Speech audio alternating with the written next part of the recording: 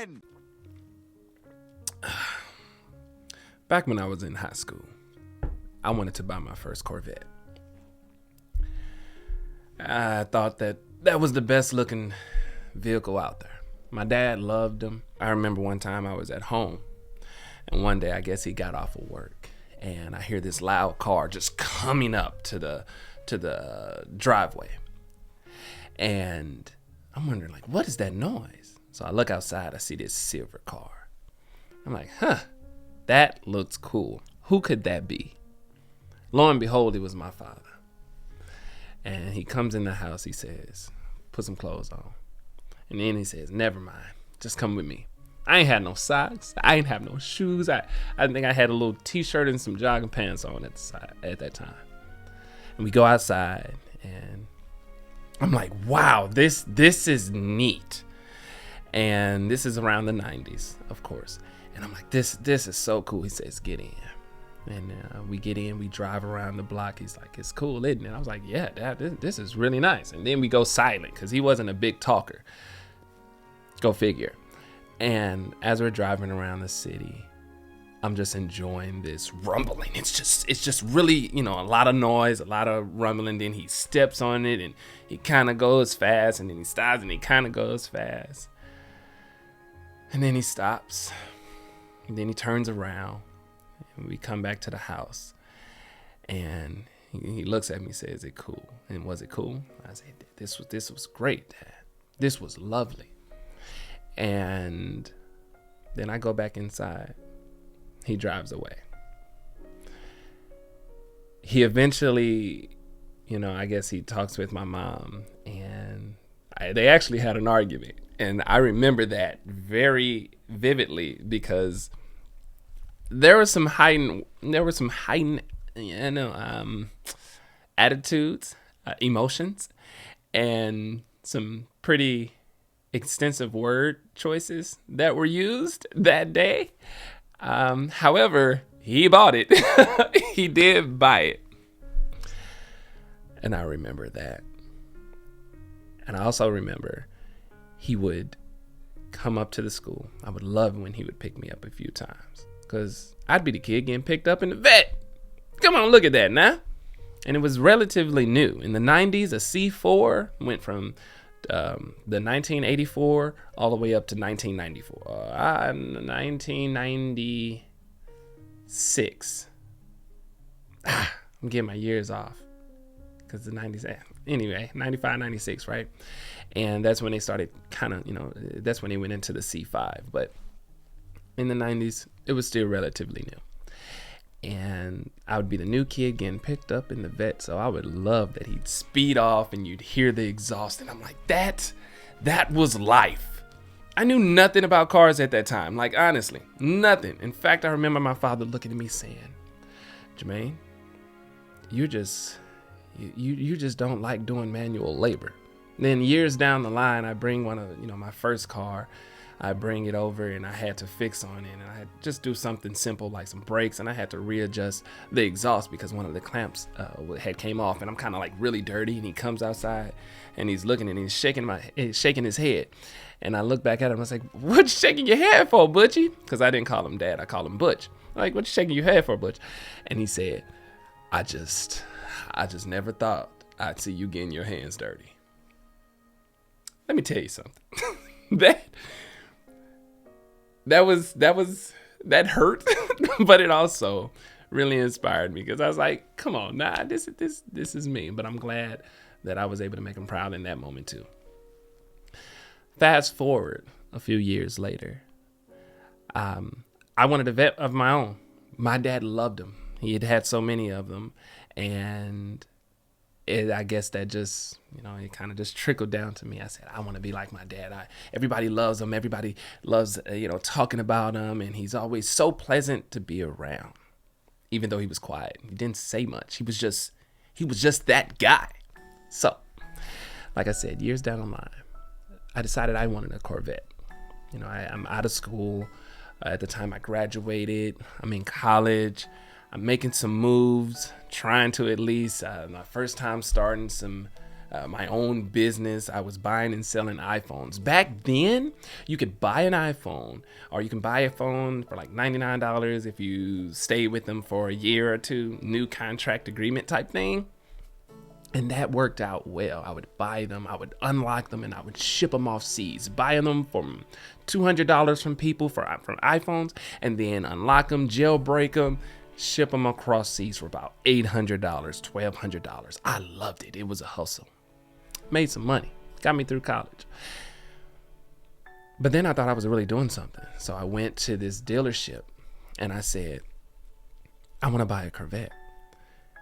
And at the time, I really, the only way I thought that you would buy cars is that buy here, pay here, right? That's all my experience was. And I go there and they're, talking like, which one? I'm like, I like this one and I like that one. And they were like, okay, we're going to have to run your credit. I didn't even get the test drive. I didn't even get the keys. At the time, I'm a young, inexperienced dude. Like, yikes. And they say, okay, well, we're going to have to take this, and this information down. How much do you make? The proof of validation of income, residency, all of these things. And I give that to them. And then they tell me, I'm not approved. I should have been okay with that. I wasn't okay with that. One thing about me is that you can't tell me what I can't do, and don't tell me what I won't do, because that's just not something I'm cool with.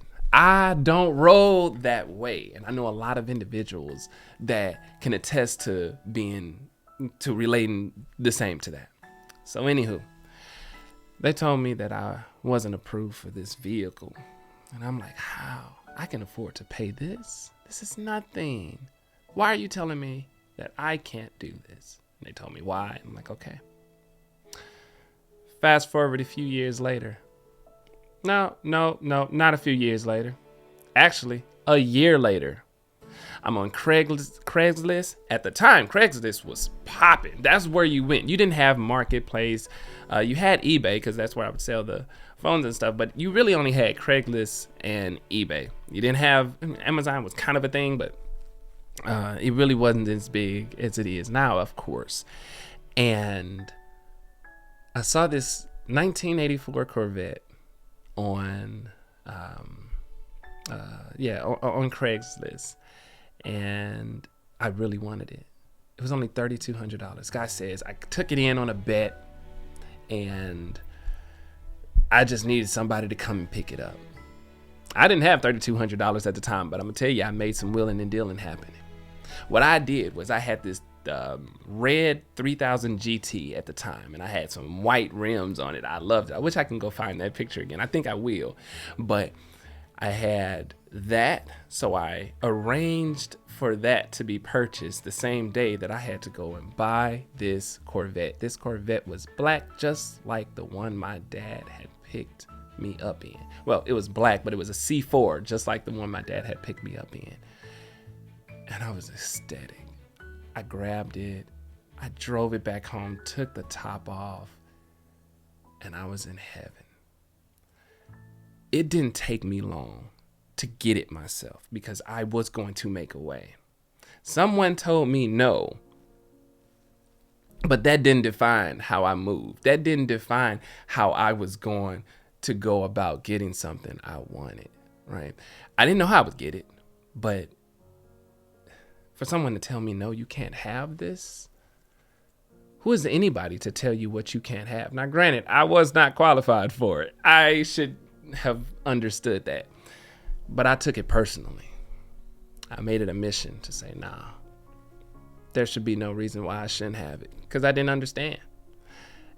And I love that bit of ignorance that I had at that time, because it allowed me to not be so defined by that no, that I was able to make my own path and go my own way.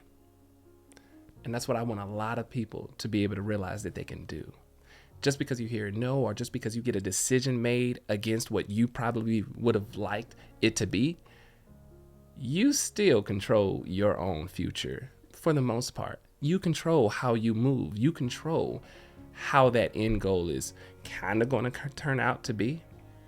Because if I go back to that, after owning that 84 vet, I went to own another 88 tune port. I went on to own another 84, and then I had my friend go ahead and grab that one, and then another 2001, a 2014 when they just had come out, another 17, and now my 20, and all because, honestly, I woke up one day and I said, I want it. And I'm going to be vigilant in how I get it, how I acquire this thing. Materialistic object, yes. But the moral of this story is you control your end goal, not how it looks. Not that. For the most part, you do control that. But you have to be very intentional about how you move. You have to be very intentional about what you will and what you won't allow in your life. Because I've been there. And it gets hard to do that. It gets hard to hear no. It gets hard to stop saying yes.